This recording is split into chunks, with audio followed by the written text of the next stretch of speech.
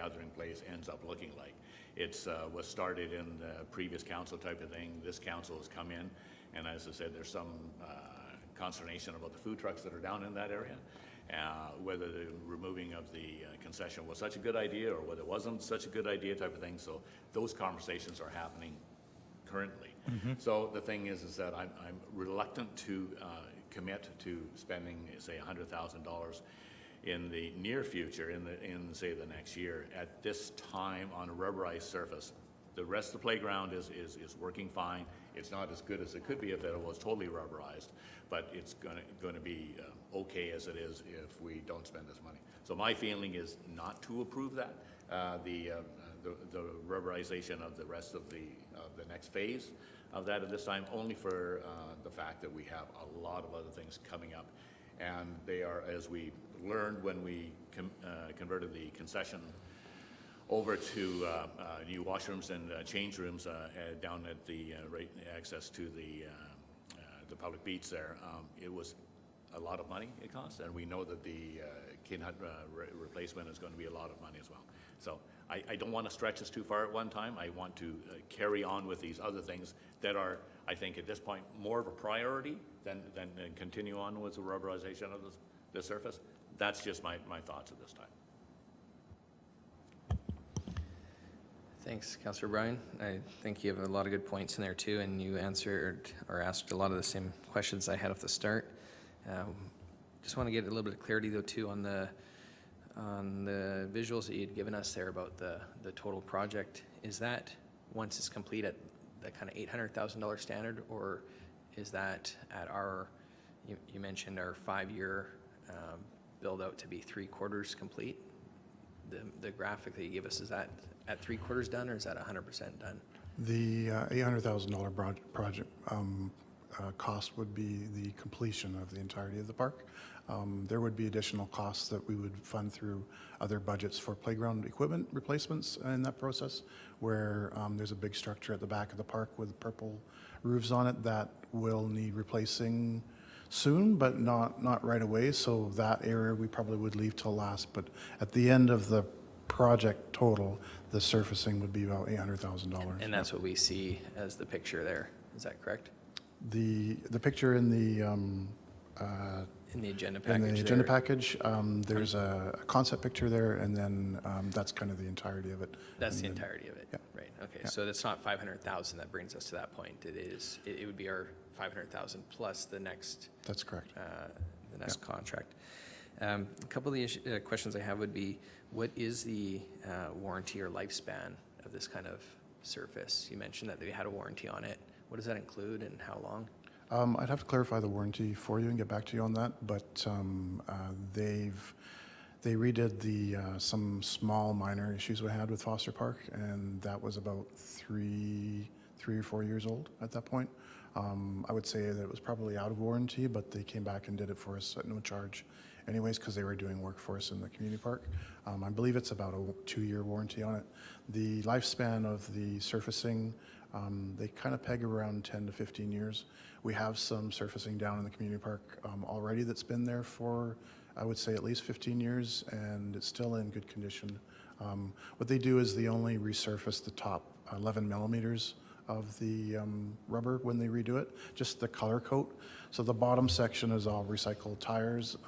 So I was going to mention too, there's an opportunity for a $30,000 grant each year from the Tire Stewardship of British Columbia. And we have been lucky enough to get that grant in the past. Foster Park was one of the ones we did it for, and some previous stuff at the community park.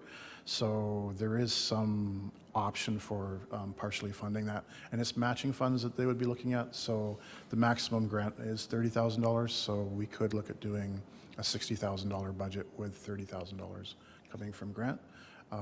If we wanted to look at extending surfacing that way, and or we could look at doing, if we're doing a new equipment installation, we could look at doing a dedicated surfacing just for that new equipment and kind of work around the larger price tag thing that way. I will say that the biggest difference between this surfacing and the sand or the wood fiber or any of the other options for us is the accessibility of the surfacing, and the fact that every piece of equipment we're putting down into the park we're looking at to make sure that it's accessible for everybody and that they can get out to enjoy the park with everybody else. And so that's a challenge with the sand and wood fiber, whereas the rubber surfacing, they can just be one of the kids out there and not give things a second thought. So I think that was a little off topic of your question. I mean, but, that's still all valuable though too. I like hearing it as well. Like things like Foster Park too. I'm not aware of how long that's been in there for, but I'm curious to know as well, like what does it cost us to maintain and repair it now? Like if it's out of warranty at this point now, is that company, I imagine that it's in our hands. Have we been having to spend much to keep it? We haven't spent any money on the maintenance of the rubber surfacing at Foster Park. I would say it's 3 to 4 years. I think this may be the fourth year coming up that it's been in. It's been basically maintenance and worry-free. I would say that as things progress, obviously there'd be maybe some small holes or that, but the company Marathon Surfaces that came in, when they did the warranty repair, we had our staff go down there and do a workshop. So we're fully trained now to do repairs on the surface. We don't need to bring in the contractor from the mainland.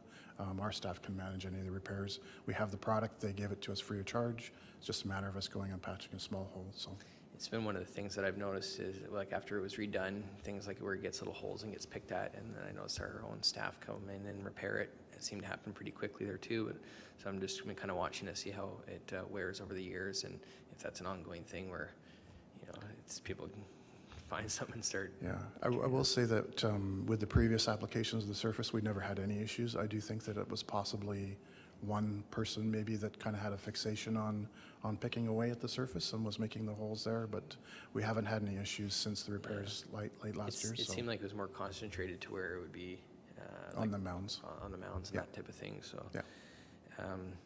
as well with that, I do think it's a beautiful surface. I love walking on it and running on it. It's very easy on the body to like, has that kind of springboard bounce to it. The in-ground trampolines with it are fantastic. They're huge amount of fun for everyone that's there. So I see a strong benefit to it. At the same time, I agree with Councillor Bryan when he talks about the priorities that we have and the projects we have on the go. One of them keeping costs down where we can. To me, overall, it does seem to fall into more of the want than the need type thing. You know, it's an upgrade from what we currently have, but I think what we currently have is functioning and working, and it's still enjoyable too by people. The biggest thing I see is, like you mentioned, about the sanding down equipment, the wearing on it.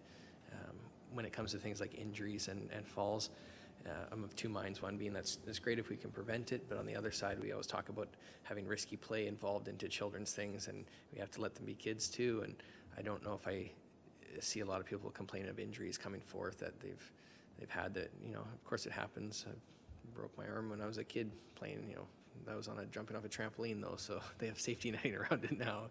But so it's, you know, risky play is, I think, a part of life, especially when it comes to playgrounds. Overall though, like I say, I think it's something that I don't think is a priority to move forward at this time. I don't think it would be supported by council as a whole either. So I don't know if it would be worth to put it forward. As far as just last minute questions there though too, Perhaps if I could, maybe it would be prudent of us as we're looking at as Warren alluded to earlier, as we look at playground succession planning and the pieces that we have to replace, and the idea of that, you know, if we're replacing a specific component of that's maybe, you know, 50 square meters or 100 square meters, we look at the cost of having that done at the same time for those pieces of rubberized surface being put in as we replace these components, and we can bring that forward as for council to deliberate on at that time, rather than, you know, and having the equipment funded already, rather than just going in now and repaving, feeling and understanding totally what you're alluding to, on both councillors. There are a lot of projects underway, and we are enhancing Community Park. There's a stormwater master plan being undertaken. There's a circulation study being undertaken. Ken Hutt, you know, in performance place, and so I do concur with what you're saying, but I also understand that the rubber surface does provide a far better play space. It is accessible. You know, we don't have to worry about cats and dogs leaving treats in the area and those sorts of things and everything else, but that is that's all part of it, right? So Yeah, I didn't mean to cut you off there, Councillor, but No, I no just, problem. I thought maybe that was something that we should, might be an opportunity for us to bring forward at that time and say additionally, here's an option as we move forward replacing equipment. Yeah, I guess if we know that it can not be just too patchwork, though, if it was like the slide area, perhaps if that was the next one to be done and it's not adjoining to where the current structure is right now, then it might not make sense. But I guess we'd be looking for you guys to answer that too. The rubber surface is great though too for when people lose things, and it's easy to go and pick. You know, if you drop your keys in the sand, that's a hard one to go find. But on the rubber surface, things get picked up easily. From a public standpoint, though, the main things that I hear back from community members, their focus is not so much on the services, though, but things like the bikes on the boardwalk or smoking in the park or the signage, and these are other items that we have talked about and we know are on the horizon there too. So that's why when I look at the priorities there, I don't see this one being coming from the people, like from the residents, or solving a problem that's really that we're really facing right now and trying to resolve. So again, with the mindset that if it's not our priority right now, then I wouldn't recommend to council to advance it. Please. Thank you, Guy. The thing is that we know we have received requests from the public and so forth to, as we've already discussed anyways in past meetings, about resurfacing of the possible tennis court and pickleball courts. So as Councillor Frass has alluded to, the fact is that, we have the playground. It's pretty good as it is right now. And it would be nice to finish it, but at the same time, we should be really spreading those dollars among those other groups that use that park as well as just the kiddies' playground. So the thing is, in this particular case, we're going to have possible resurfacing of maybe the lacrosse box and the tennis courts coming up as well. So, and I have to say right up front is that with all this is a very, very aggressive agenda that we're putting on you gentlemen here and type of thing. Well, you've got a lot between, as you say, the circulation study as well as the storm drainage, which when those studies are done, there's going to be recommendations from that. And, of course, we're going to want to get going on that as soon as possible. That's why we have the studies done. So the thing is that I don't want to really overtax your ability, because even if it's resurfacing done by a private contractor, there's a lot of management you have to do to it as well as the staff resources. And so, I don't really want to stretch you too thin, because I'm really hoping, to use you with your best of your abilities and talents to, do all these other projects that we're all juggling up in the air right now.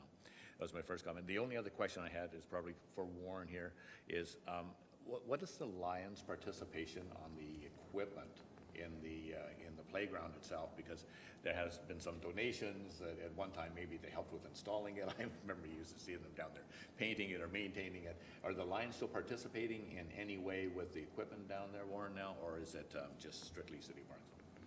No, the Lions are an integral part of the playground down there.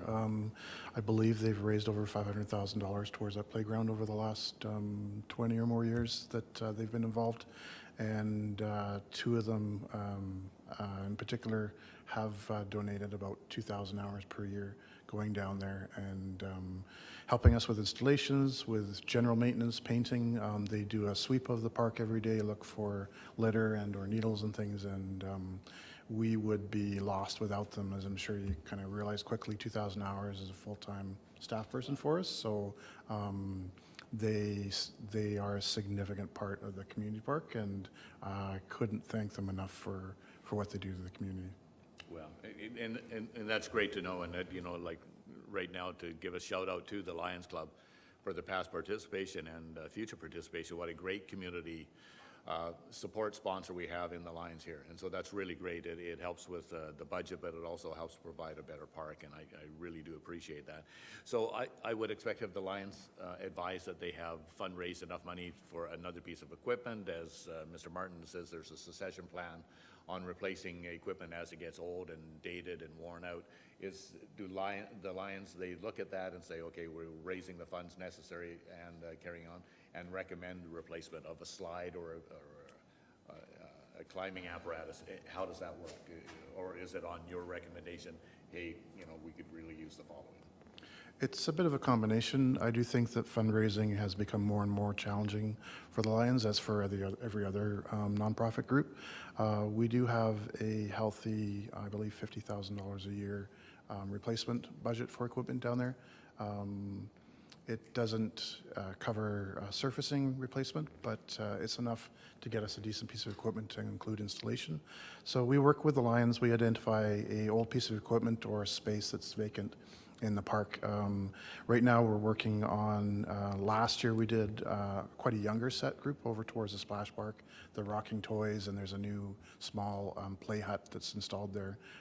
So the next section we're looking at, we're doing a seminar with Habitat, a playground supplier, on risky play, and considering doing something for early teen, kind of 8 to 10 kind of age group, so that we can get a bit more diversity in the playground. So we'll do that seminar probably with the Lions, and then sit down with them and discuss what we're looking for. We put that out to a number of suppliers and get them to come back with some pieces for us to select, and then we again sit down with the Lions and make a decision on how we're going to move forward.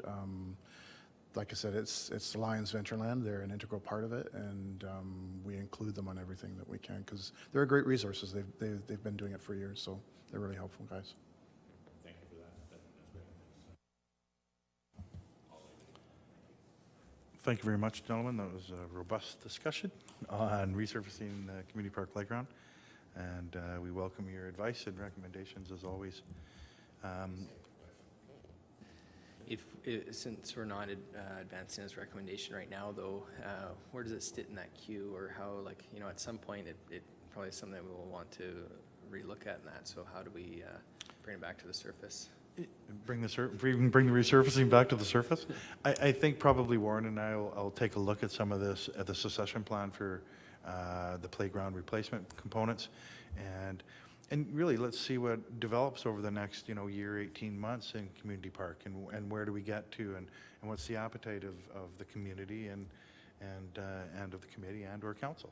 And it's not something that will fall off our radar, that's for sure. It's a lot of time and effort was put in by staff to go forward with this. I will say that rubber surface playgrounds are the way of the future. Many jurisdictions are going this way.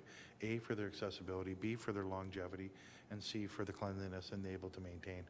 And the safety factor is very important. So, but if I could, Warren, if you have something to add. Yeah, just one more thing that I forgot to mention is that we did have an assessment done of the playground in 2018.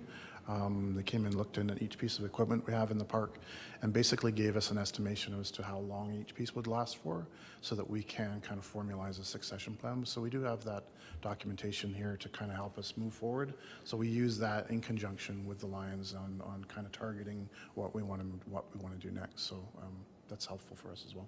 So that was just 2018? Yep. So, okay, so it's current. And it's a fantastic space. Like, it's probably one of the best playgrounds around. Like, let's not kid ourselves. It's a fantastic community amenity, and as we build out these spaces and attract more people there, we'll see how that goes. So. And I really like the idea of you progressing along with making it like more age appropriate for older ages as well, with the risky play elements and attending seminars to find out what's right to broaden that mix of ages in that park. It's great. It gives everybody involved. I do agree with you. I think it's a world-class park that we have there, and it's just a matter of time until I think that resurfacing will happen. It's just, I think, like I said before, it's the priority part of it with so many things on the go. So I do hope, like you say, we can bring it back when it. Yep, it won't fall off. It won't fall off our radar. So, thank you very much, gentlemen. Project update number B2, letter B, Marks Nature Park. So we met on site yesterday to have a look at the conditions of the park as it is now. So from what I know, the park was deeded to the city by the Marks family in 1975. So as we are the grantees, or the grantors, and so this was a gift, described land and premises for the purpose and the conditions and covenants that are set forth And some of those covenants are that this park will keep the said park in its present natural state and shall not clear or develop the said parcel except to provide a public path through the said land and to place and maintain public seating benches in the park, and will, from time to time, service and maintain the said land in keeping with its intended state and condition of a nature park. So one of the ideas that we had of having an actual site visit to Mark's Nature Park was to show the condition of our western red cedar issue that we're seeing all over the Pacific Northwest. They're actually, the United States Forest Service is calling it the canary in the coal mine for climate change for the Pacific Northwest. We've lost, I would think, greater than 50% of the canopy cover in there that was once western red cedar. We're slowly mitigating that, removing that component of the park. And what happens when we do that is that evergreen canopy that's shaded and allowed the native vegetation to grow underneath as the understory is being outcompeted now by invasive species such as Himalayan blackberry and heterohelix or Anglus ivy are getting a foothold in the area and sort of preventing the succession planning that would usually take place within a forested setting that's kept as per the deeded parcel and the covenants that are placed upon it. So one of the conversations that we were having is with the options for us to either replant, or is there options for us to do what can we do in development that lies within this covenant. And so we have Amanda Weeks, our manager of administrative services, is going to seek a legal opinion if we're able to have a natural play place in place. So a playground made of natural components, which would be logs from the park, rocks and grass berms, that sort of thing, and get some ownership and have people visit the park and enjoy the natural scape. When we were there, we saw a deer, there was a raptor, there's so many birds, and we do know that we have experienced people that are experiencing homelessness in the area. Has been a constant problem for us. So these are some of the things that we just sort of want to discuss. Some of these things have come to light since our meeting yesterday. I will say that. And yeah, it was just sort of an opportunity for us to discuss, is this something that the committee would seek if we were able to do this, is to create a space of this nature within that park? And if not, how are we going to reforest this area and bring it back to what it should be? So that's our challenges that we face now. There's development going on next door. There will be at some point. It's an unknown factor at this time. There is a drainage ditch or corridor that runs through that would be made up as part of the lands next door, as well as on civic lands, and would be enhanced and hopefully be a connectivity down even to the beach at some point. And that sort of thing. That's the hope of the planning department and as well as us. So it's just open for debate on what the committee thinks about Mark's Nature Park. And I guess we're kind of waiting to see what we get back from our legal advice, and we should have that before the end of next week. So open for discussion. Yeah, thank you. Thanks for explaining this for us as well. And it was great to be able to go out there and see the place on site. And it definitely has changed since the last time I visited. So it was, it's unsettling to see when nature kind of takes its course and not always for the better. And you see the cedar trees that are dying and that's not something that we're at fault for. It's happened all around the island and all throughout BC. And in that sense, it's hard to preserve nature always in the same state. It's just the way that nature takes its course and that. So it's great when we can come up with ideas and think, like, how can we support the essence and spirit of what this park is as a nature park, and when those options there as like a naturalized playground in those kind of forest settings. I think it's a wonderful thing for kids to be able to do. It's some of the most fun that I've ever had as a kid was playing out in the forests and that. So that park isn't really set up right now to go run through those bushes and up through the blackberries or the vines and all that type of thing. So particularly, like I mentioned, is I I like the proximity to Family Place and Munchkin Land. There's a lot of kids' activities that get toured through there for daycares and so on. And so if we were able to provide that space to be more beneficial for them, an area where they can go and learn about nature, perhaps with some information signage that explains what they're seeing, the kind of animals, the kind of vegetation and trees, and what kind of habitat happens there. Maybe we're able to accomplish both things as far as mitigating the losses of the trees while also maintaining the intended state and conditions of the nature park that the covenant asked for. So I definitely support the continuing to pursuit on the path of what really can we do here. When we talk about having a vision for a community, walking through that area, I really see a wonderful vision for that place. So it's beautiful up there.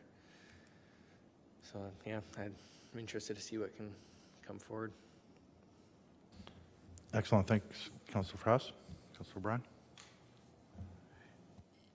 Thanks, Mr. Martin, and also to echo Councillor Frost's comments. I too was kind of saddened by the tour yesterday. Anyways, the amount of western red cedars that are lost and have been taken down, and also been pointed out the other hazardous trees that are still yet to come down, and that's very sad. And the other thing that was quite interesting to me was the fact that it was obvious that this park is underutilized. It's really underutilized to the fact by the community, by the neighborhood, and by other people in surrounding areas. It was clear that there was a lack of activity. The community hasn't bought into this for various reasons, and the thing is that, as you say, the canary in the coal mine here was the cedars dying off and us have to take action in it, but at the same time as refocus maybe some attention to that park that maybe should have been done previous. And I think with your suggestions of what could possibly be at this park, as well as the replanting of trees. And I want to Mr. Payne pointed out yesterday that there's a very robust plan for replanting of trees once we get this all settled out with removing the hazards and so forth. But the thing is that to actually enter into an agreement to perhaps covenant providing to turn it into a natural play area with a possible water course of some sort through the ditch that's already there right now, to turning it, which is going to be running through the neighboring development right next door, which is also going to try and enhance that water course. So that to me is really exciting. That to me is all sorts of celebration if we can make this happen, because I can see community buy-in big time for people walking their dogs and with their families and so forth. Every family, they all have not only kids, they always have a dog too with them, and that's just the way she goes. But the thing is that brings the people into the park, and if they have a natural play area in this park, and just for those that aren't aware, the natural play areas, it can be like the berms, and then with some netting on it for climbing, and for climbing over logs and the stumps and that type of thing in a natural thing. Number one, it's once it's up and built type of thing, it's not a bunch of maintenance issues. That's going to be ongoing operational issues for annual basis for the city staff. But the other thing, it provides a natural element for the kids to get out there and play and enjoy. And as we say, kids love water, so if there's a water element that goes through there naturally, then that's just a bonus. So the thing is that I believe that the community will be very excited if we can make this happen, and I applaud your thinking outside the box here, because this is amazing to take a very generous donation by the Marks family to us anyways, but I believe that they would be very proud of this development if it comes through with what you've described, and I think it's very worthy of consideration, and I would do everything we can and to make recommendations to council upon seeking our legal opinion on covenant as stands, but recommendations to council to consider approving your plan as such. And it's obviously a lot of study details and the design that has to go into something like this, but to do it right. But I believe that this is definitely a priority, and I applaud you for being creative enough to come up with this and get this park back into the community and make it an asset. And thank you very much. Thank you very much. Yeah, I just want to add, I definitely have to agree with Councillor Bryan there when the deed reads like it was intended to be a park where people are going to go and enjoy it and not just to be a do not touch hands-off forest area. It's like find a way to people to enjoy nature. And so it's not saying that as a forest, but and parks have changed over the years of what we used to consider. It's not just monkey bars and slides anymore as like as a playground, as a park, but having places where you maybe you can go and climb trees or Experiences the parkour aspect. And yeah, it's a you know it says right in here they want benches and trails and they want a place where people are going to go enjoy it. So you know the way that I interpret a nature park is as you kind of described it, as that the new kind of structures that we have. You know, in the beginning, if I could, Councillor Frost, you alluded to, you know, nature's taking its course and sometimes it's not for the best. And what was intended in 1975, they probably thought these trees would continue to grow and it would turn into Cathedral Grove over time, you know, and that we wouldn't experience these negative effects of what the world is today.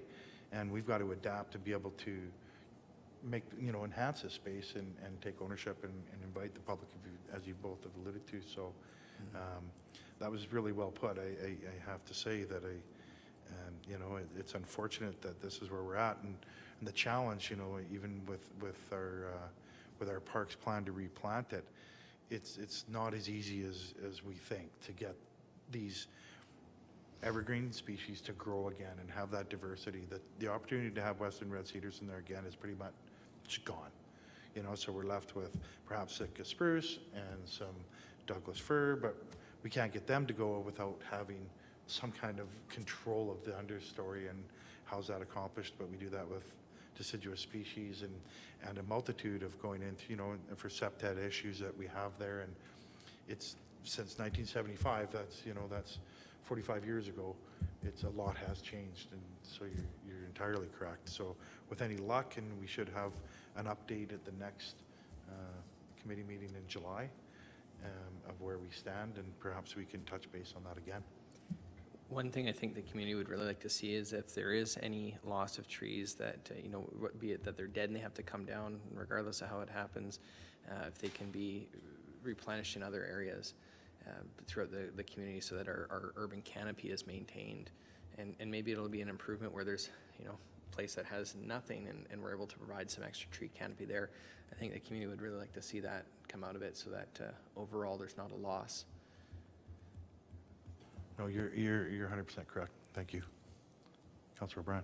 Thank you, Mr. Martin. And also to enlarge on that comment from Councillor Frass, Mr. Payne mentioned yesterday you had a fairly robust tree planting number that you threw at us yesterday, that you were planning on, and obviously waiting for the fall. And if you could repeat that now, I think that's worthy of being on public record.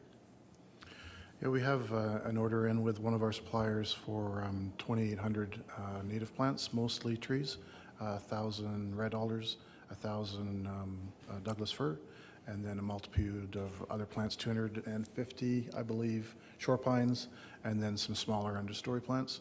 Our target for most of these plantings is Foster Park. As you know, we've done some extensive work in there recently and feel we have a good hold on the removals in that park and can now proceed with the replacements of some of the flora that was there. Marks Park, as you saw yesterday, still has significant removals that need to happen of dead and or dying trees.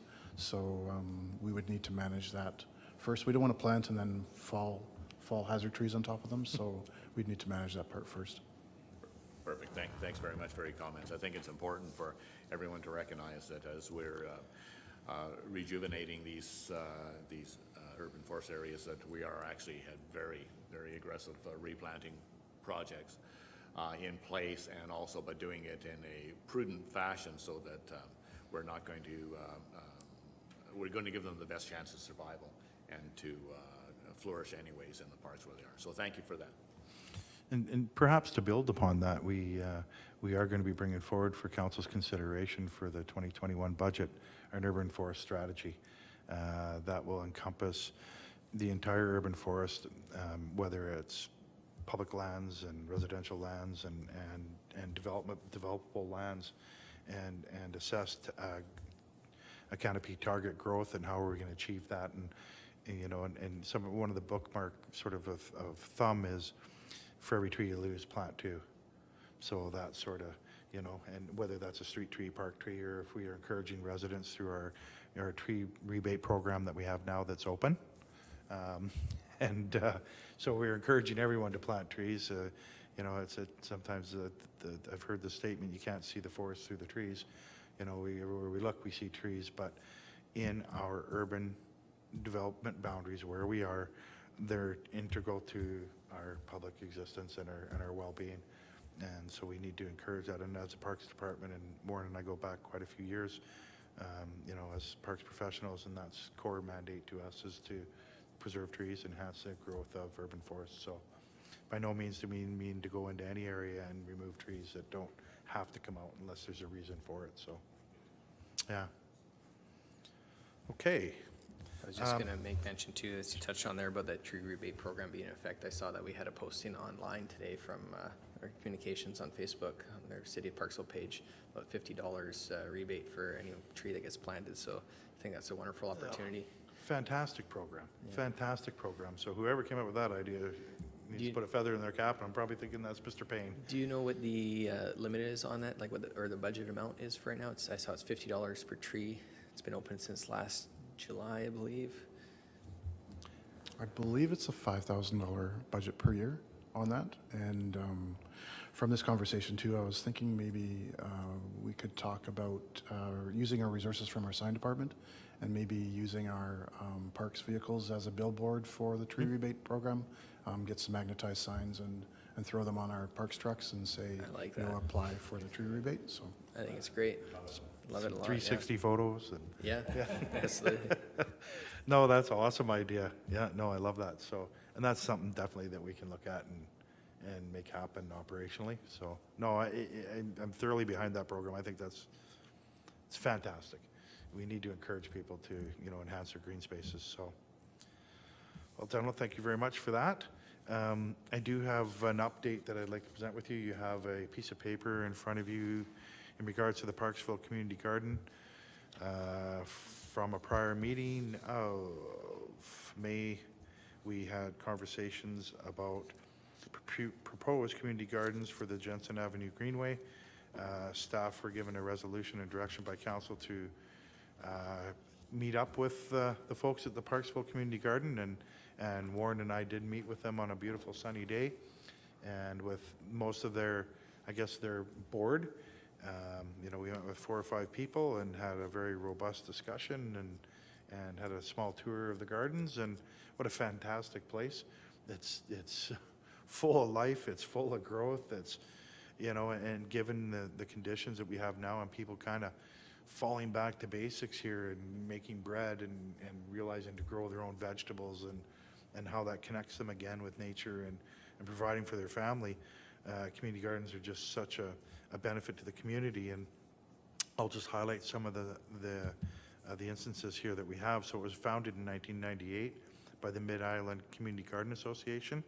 In 2012, it was changed to the Parksville Community Garden. They started out with about 15 plots, located at 205 McVickers back in 1999. The city does allow them that site. So last year, some of the construction on the Jensen Avenue walkway opened a bit more area up for them, and they extended a bit. Some fencing was provided. Some hazard trees were removed, again enhancing the growing conditions. Some more plots were created, that sort of thing. The members, the one thing that I found great to note is that the membership of the Parksville Community Garden is limited to residents of the city of Parksville only. So this doesn't let people from the News, Qualicum, Hilliers, Arrington to come down and be part of that.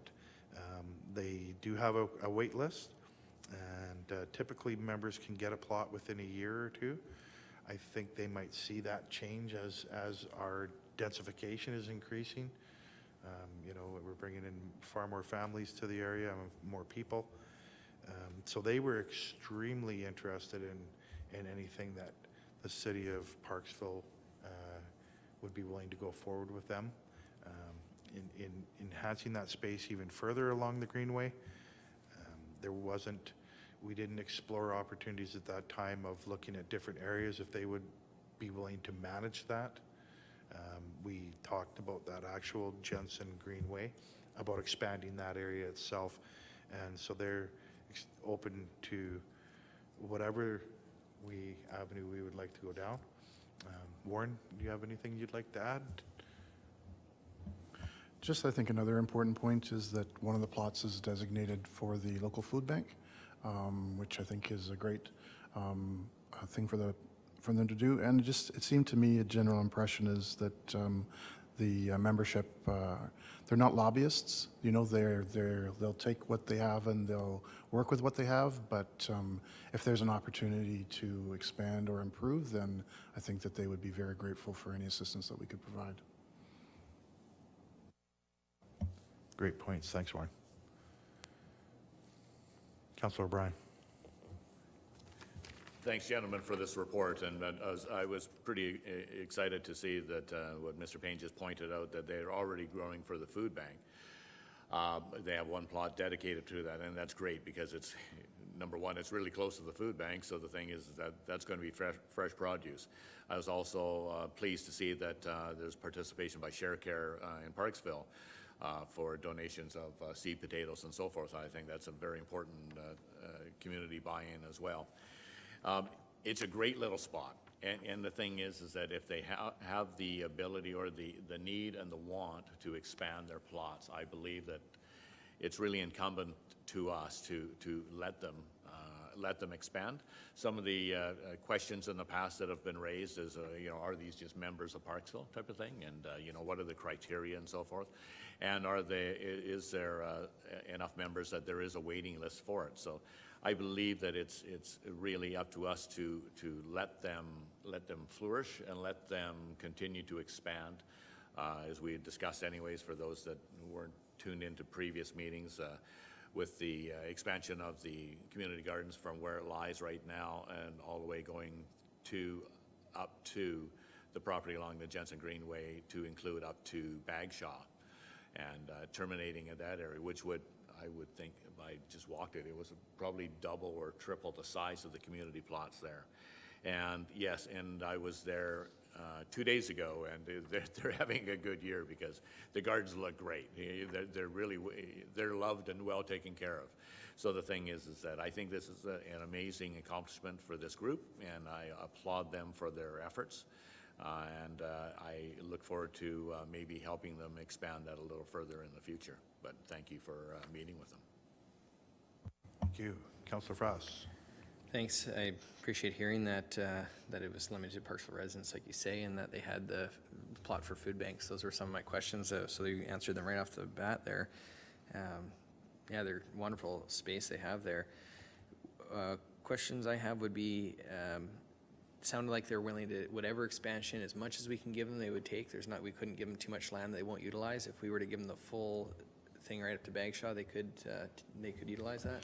Well, we were before we sought direction from the committee, we were a little hesitant. We didn't you know, open up the gates and let the horses out, but we did say that we were exploring, that there was some appetite to look at how we could, you know, be a partner and how we can further support you know, their development and their growth. And so it was left at that point, just saying that we wanted to reach out, touch base, and look at opportunities. And as Warren said, they're not lobbying for anything. They were open to whatever we came forward with. If we said, hey, if we donated a dollar value, or we went in and did some work, whether it was lumber and soil and extended a fence line, that sort of thing, and they could build plots as they need. If that was an option, I think that would probably make them overly joyed. I don't think we have to extend a fence all the way to Bagshaw at this time by any means, but whether we continue conversations with them and add on, you know, room for another 10 or 15 plots, that sort of thing. And if you did notice that the plots are all sort of ad hoc. There's some made out of brick, there's some made out of wood, there's some made, you know, so they've just utilized what they've had. And they charge minimal membership money, and it's basically to buy fuel for the lawnmower and, you know, just have some hoses and some generic tools for everybody to use, sort of idea. And keep people honest, I guess. And so just sort of open again for more discussion and seeking what your thoughts are. Yeah, the reason why I asked that too is because, you know, when we first talked about it, of course I wouldn't want to go, yeah, let's put in this, extend this huge fence line, and then it doesn't get utilized, and it's unfortunate when if things that you're willing to gift or help people out with aren't appreciated or needed. But if they are, you know, happy to use, and if they have a, you know, a 1 or 2 year wait list, if it's only growing, I'd like to see that number come down, especially if people are really getting turned on to gardening. You know, for myself, I got into gardening this year too.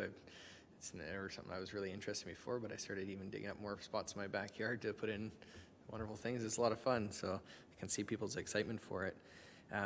The idea that it's kind of ad hoc or patchwork kind of garden beds of whatever they got to make use of, I get that there can be some kind of cost savings in that regard for individual members, but I'd also like to see some kind of standard in place, like not to say that it has to be like the Taj Mahal gardens out there, anything like that to you know, this amazing type of look, but just so it's not anything goes, maybe so the size and the kind of quality, so that when you walk around it, I think it would have a little bit more curb appeal and perhaps draw in a little bit more people to it as well. I know for myself, I like gardening if it's in a beautiful space, and you know, it was important for me anyways for my personal gardens to look nice. But as well, And fair enough. You know, I've seen many community gardens. I've been involved with a few over my time in my capacity in my work.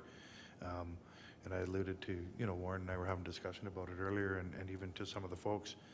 There's a community garden in Burnaby that along Southwest Marine Drive. If you've ever had an opportunity to see that, that's quite the eclectic little. It's, you know, people basically live down there at times. You know, it's a lot of the cultural folks that reside in that area. They, you know, they have. There's small garden sheds, they have patio lanterns, and, you know, they're making wine, and, you know, and it's a real community gathering area, and but it's an eclectic mix of, and it has its appeal too at that, you know, from that perspective. sure, there is a real funky thing they get. That's kind of a vision itself, and it's Sure. like a hippie aspect. Or, you know, look at Coombs. When you go to the market, they have this funky kind of vibe to it, and there's a lot of value. I was there in on that the too, weekend. so. It was. And so I'm not saying that like I say, it has to be to this way standard up here, but you know, some kind of. If we were to supply them with some, you know, if there's a dollar value put out for a budget to continue to have conversations with these folks and see how we could enhance their experience of gardening and being part of this society, what we can do to increase that, you know, and say this is, you know, we're willing to bring forward some building materials and extend a fence or something along those lines, and revisit it in a couple of years and see how they're doing. And imagine the watering as well, that they'd ask for like some hose bibs to be put in at places. Exactly, Might yeah. be something that's required of us to. And that was one of the discussions through the bag shop project, right, that we're going to have water put into each end for the greenway, and that's sort of how the idea came, is, you know, we got to now landscape this whole area or make it a little more attractive, and that's a lot of space for us to go and put in. That's going to be a lot of maintenance. It's going to, you know, there's costs that come with this. You know, our service levels have to be nailed down. What are we going to provide to people here? How well is this going to be used? And the opportunity to have these folks help us through a way that hits, you know, dots a couple extra I's and crosses some T's is a good thing. So that was the original idea behind this. So yeah, providing water, which we will have during the bag show upgrade. And they alluded to that as well, is that, you know, water, they're hand digging lines, I guess, and throwing pipe in. And so something that we can definitely do. We have the expertise. And I think from here, where I'd feel comfortable with is if we could hammer down some of those ideas and costs, or what the kind of, like, you know, whether it's the layout or how many plots or so on, before we were to advance them to council, if amongst us, whether it's this next one in July, or imagine then September would be the one after that. If at one of those meetings, committee meetings, we can sort out those numbers and ideas, then I think this is a project that's worth continuing on with, though. I'd like to see it.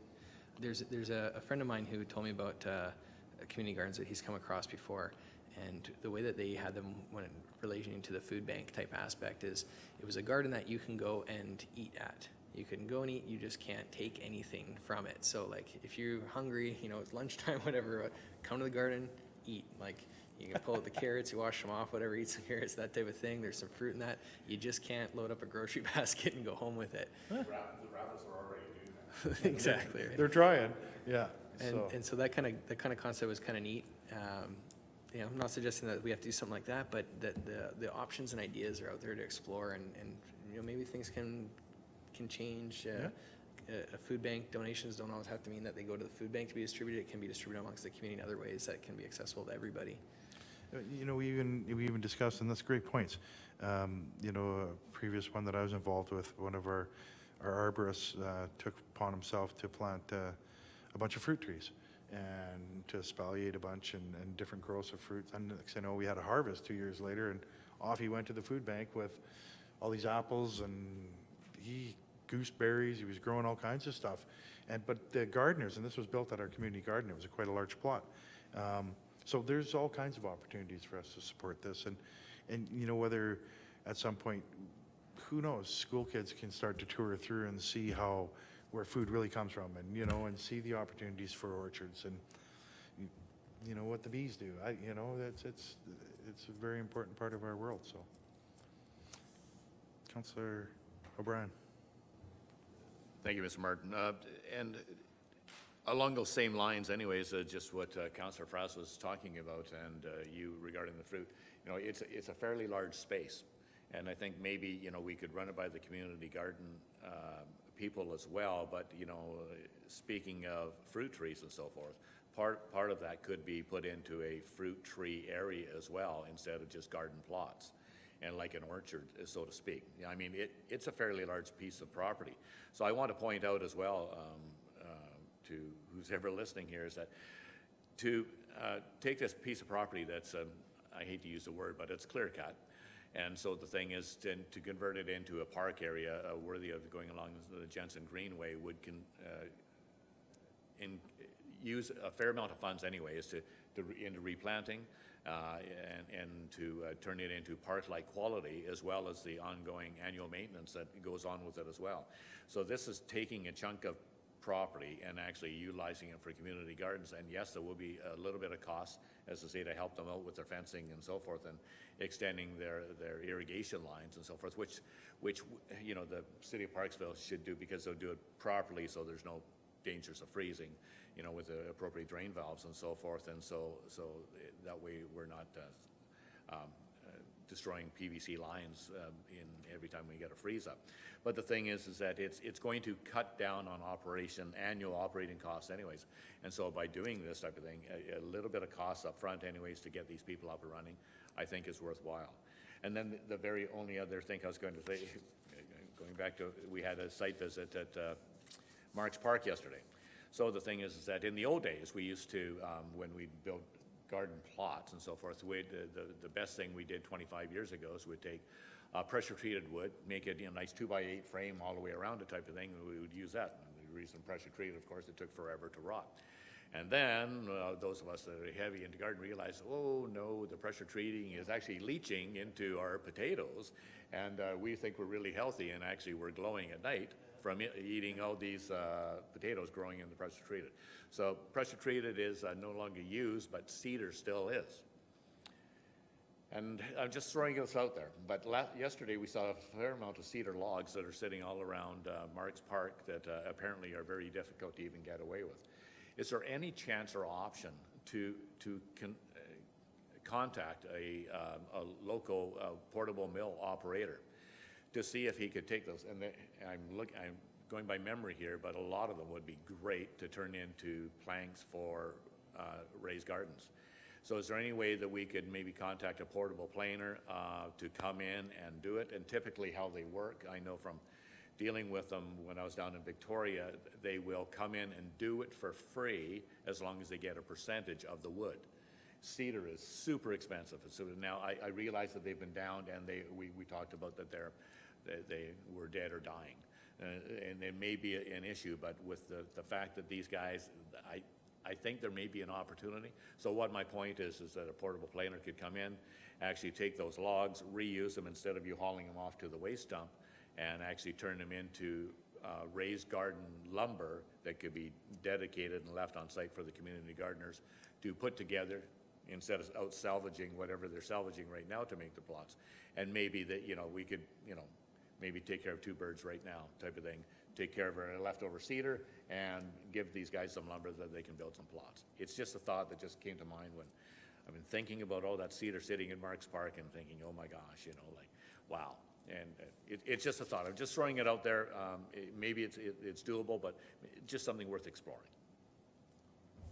That's some great suggestions there. Thank you. I think perhaps what we could do is we can continue our conversations with the community gardeners. We'll see if we can find somebody that has some kind of Alaska mill or portable that would be interested in perhaps milling some wood.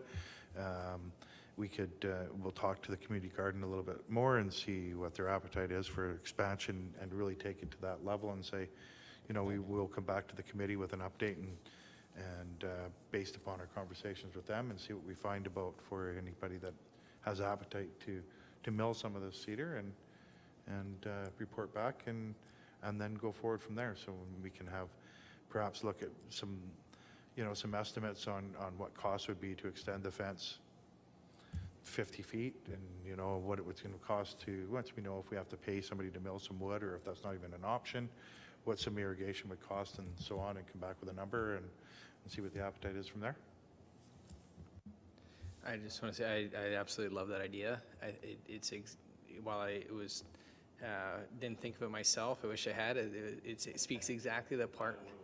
It speaks exactly to the part though that I was saying about, like, if we have a standard for the garden so that it's kind of done with some uniform kind of ability for the garden beds. Absolutely love the idea of reusing that wood so it comes from our community in one aspect, which were trees that were unfortunately having to come down, but we make something very worthwhile out of it. It adds a tremendous amount of value to it. So even if it's kind of more expensive or more difficult to mill that lumber versus other cedar, the added value that comes out of it is something I very much support. Thank you very much for that wonderful suggestion. It could be used for fence posts as well. However it's utilized in there. I like the idea that I can envision myself in that kind of garden and look around and say, this wood has a history behind it that's meaningful to Parksville as well. So that's wonderful. Great. Thank you very much. If there's no more debate on that, that's... I think what we could do is, in between Councillor Frass and myself, we can make a recommendation to council to consider the expansion of the community park gardens, and I think that would be appropriate at this time if Councillor Frass is The only other thing I would mention though is if maybe at their next meeting, if we can just have a little bit more of that kind of cost and vision laid out so that we can answer any more questions they might have. I do support going forward with the recommendation just once we get just that little bit more. Right. Yeah, I think that's very doable, that we can come back with some rough estimates here of what and put sort of a hard target on what would be a cap and go from there. Sure. I have a couple ideas anyways where you might find people running portable mills anyways. And so Perfect. I know of a few areas here. Excellent. Not far out of town. I liked the concept of like that orchard, whether it's some trees or whether it's blueberry plants or so on. That kind of makes Yeah, it. that's another good one too. Blueberries. Yeah. I like it. You like blueberries, I right? like That's awesome. Well, that's all we had on the agenda today. Is there anything that anybody would like to bring up for us? Not really so much a call for new business. I don't know if we're in the new business type of committee here, but is there anything that we'd The have only for other discussion? thing that I mentioned is I've had a couple emails come forward from community members regarding biking on the boardwalks, feeling that it's not really a biking path, it's a pedestrian walking path, and they're very silent if they're on the bike because you're just kind of cruising along, enjoying the view, but near miss is happening, and they're feeling that it should be an area that's a walk your bike if you're going to bring your bike rather than no biking down there. As well with smoking in the park. I know we have some no smoking signs already, and we talked about how signage might, how we're going to be improving upon it, but those are some things that had come to me from the public, so I wanted to kind of bring them to our attention and see some thoughts on about particularly biking down there. Yeah, and the no smoking is definitely something that's been brought to our attention as of recent and some other matters, and we do not have a no smoking bylaw within the city of Parksville. The signs that are put up are basically there to encourage people not to, and given droughty conditions that we experience in the summer, and around playgrounds and being respectful of other people's space. So some of that is outside of our control at this time. We have no enforcement measure. So I'll leave that at that. As in regards to the biking, perhaps that's something that we can look at, Warren and I, and see if there's any kind of solution. Warren, do you have? Yeah, just a point in that we are proceeding on that transportation plan for the community park, and maybe that's something we can ask them to look at and make a recommendation. We have looked at signage in the past for down there, but we haven't proceeded. Again, it's an enforcement concern, but it could be something we could make a recommendation to the consultants saying, you know, to look at it and, you know, how do we move forward, whether it's signage or anything else. So for that, my kind of, vision of how you would bring that about is not that it has to be something that's enforced, like you cannot ride your bike down here, but when I went down there and look at the fencing along, you know, for the campground, and then there's the other properties there, something on that side that if it said, you know, please be kind, consider walking your bike or something, or like it's a suggestion, because I'm a cyclist myself and I brought my bike down to the park to enjoy it, and then I go to walk on the boardwalk, and when I'm in my own little world, I might forget about, you know, the consideration that other people might not like that, and but if it had the reminder to kind of bring me back into like, hey, think of what you're doing. You can get off your bike and walk. You're not here to for your fitness when you're biking down the boardwalk. You're here to enjoy the view like everybody else. So I think that kind of reminder sign, rather than saying not allowed. Same thing with the smoking. Like there are some no smoking signs out there when you say there's not a bylaw in place. It just has to be like more on people's top of mind. I think people are considered overall once they realize that they're affecting other people. So that's the kind of direction that I think is going to be more beneficial, easier for staff when you don't have to enforce things, but more of an ask than a demand out of them. You know, kind of component, yeah. Okay.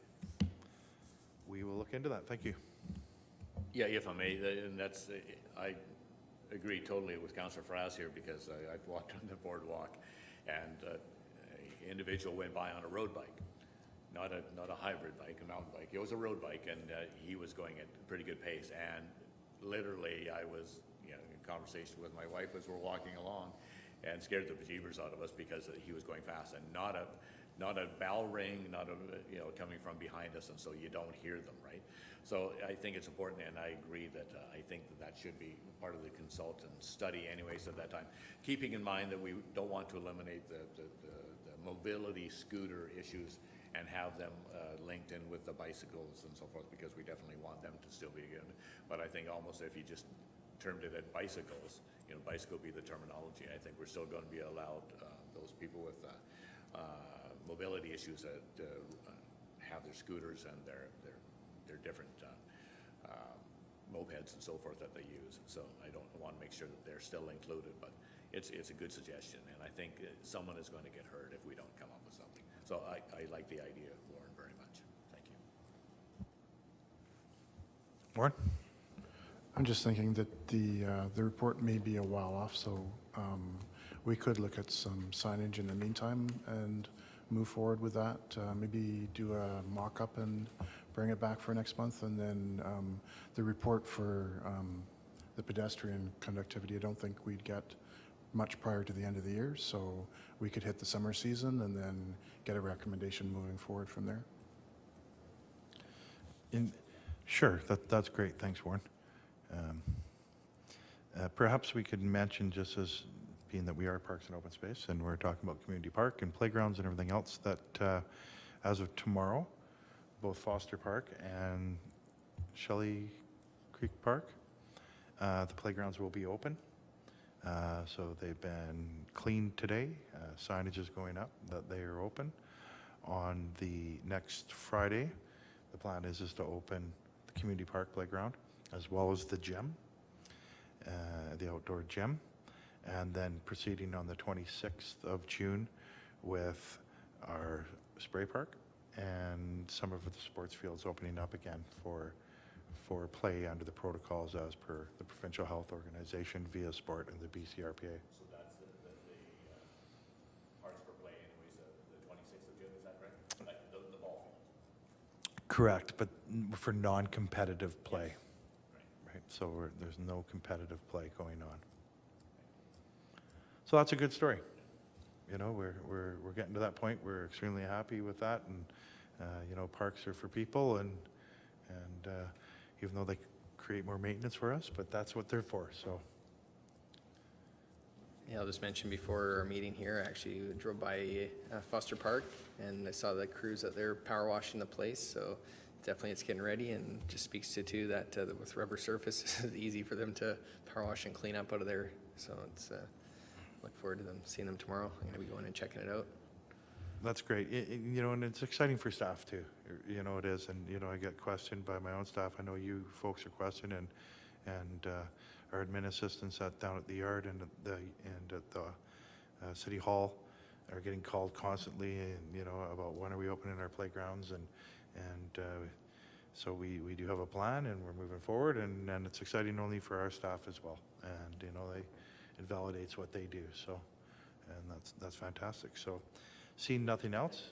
Oh, sorry. Go ahead, Councillor Bryan. Go ahead. Just have a couple questions. I mean, were you all finished? Thanks. First up, just an update on where we're at regarding the resurfacing of the tennis and pickleball lacrosse courts.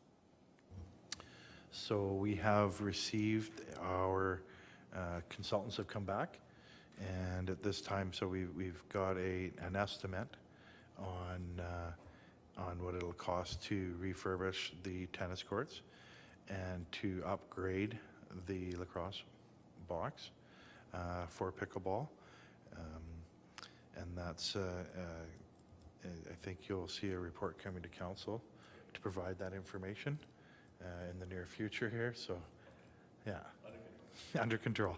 Yeah, you betcha. As a follow-up anyways, we were speaking about Foster Park. I noticed the Foster Park picnic gazebo is pretty well completed. It actually looks pretty great. I'm very pleased with it. So is that completed now? I was on there about 2 weeks ago. They still had some gravel on each side of the pads. Oh, did it? So is it completed now? I know that the concrete was being poured anyway, so. I don't believe the substantial completion has been signed off yet. So engineering was helping us with that project. Okay. Warren? Yeah, I met with engineering there today. The structure itself is, for all intents and purposes, complete. There's a little bit of electrical left to do, and some work on the downspout. They are just looking at the restoration of the grass surface around the gazebo, and then that'll probably be the end of it. But we're getting pretty close on it. So yeah, it's a great looking structure, and I'd like to thank engineering for all their support with this and help. So it's been great. Great, thank you. And it's a great job. Yeah, it's turning into, it's going to be a great little feature anyways for the people. The picnic area is going to be fabulous. I have a question from a citizen anyways, and regarding parks policy, and maybe it's city policy, but noticing that we have fairly busy areas of eagle roosting and nesting sites in Parksville, and in particular where we noticed, when I was actually called to go and have a look, over at the end of Gaugin Road. At the end of Gaugin Road, it would be at the eastern side of Gaugin Road, where it terminates into a large piece of property. There's a forest area in there, Douglas firs and so forth, and on the day that we were there, there was 31 eagles. It was like salmon spawning time at the Englishman. 31 eagles, and this was like 2 weeks ago, and I'm like, what's going on here? It was like an Alfred Hitchcock movie. I was a little worried. But anyways, the neighbor told me that they said, no, this is regular occurrence. They love it here. And they said, and you know, like, what's the plan if that person that owns that property wants to develop and so forth? Is there an eagle tree or roosting bylaw or parks policy in place to protect those eagle areas? Just my question. Thank you. Warren, do you know, is there a raptor law with disturbing of eagle? I'm not sure. I believe our planning department has a map of known eagle and heron roosting sites through the city, and they take that into account on development. I think there's only so much they can do for a private piece of property, but it is something that's considered in the process. And hence why we're sort of driving to have an urban forest strategy come forward that's going to, it'll be all-encompassing is my vision, is that it's all-encompassing, and as well as I'm sure Warren was driving towards this, was a natural progression from our, you know, our community park master plan and our open space master plan. And I know that's something that's been on his radar for a long time. And I think that, you know, we're going to have a very holistic document, if it's the will of council, to go forward that's going to capture these type of, because they're concerns of the public. You know, this is a big proponent of being oceanside. You know, this is our bird, you know, so. Okay, well, that's great. I will check with planning anyways on that to see what it is that I'll be able to answer this concern citizen.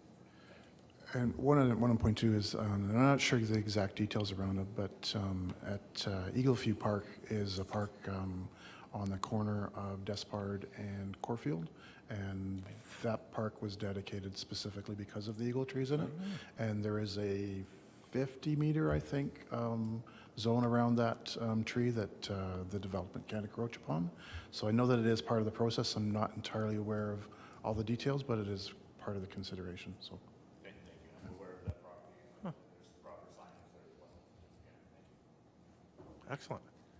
Well, seeing nothing else, if I could, I would like to ask for an adjournment of today's meeting. Councillor Bryan, Councillor Frost. Thank you very much, gentlemen, and we'll touch base again in a month. Thank you.